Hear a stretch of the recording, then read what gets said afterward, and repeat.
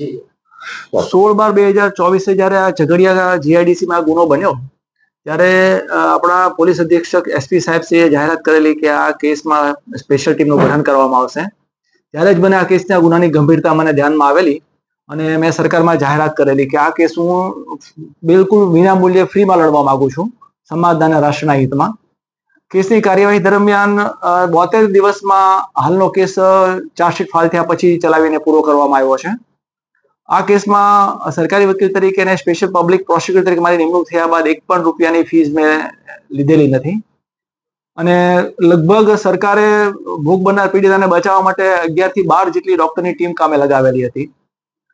Trial દરમિયાન પોલીસની કામગીરી પણ ઉત્તમ પ્રકારની રહી છે. સમય દરમિયાન બધા જ સાક્ષીઓને ટાઈમસર હાજર રાખવા, એ લોકોને તૈયાર કરીને લાવવા અને બહુ ઉત્તમ કામગીરી પોલીસ એજન્સી મારફતે બજાવવામાં આવેલી છે. પીએમ કરનાર ડોક્ટરે જુબાનીમાં એ હકીકત જણાવેલી કે ટોટલ 30 ઈજાઓ ભોગ બનનારના પીડિતાના શરીર પર જોવા મળેલી અને એમની જુબાનીમાં એવો પણ પુરાવો રેકોર્ડ પર આવેલો હતો કે પ્રાઇવેટ પાર્ટ ઉપર પણ બ્રુટલ રીતે સળિયો મારવામાં આવેલો હતો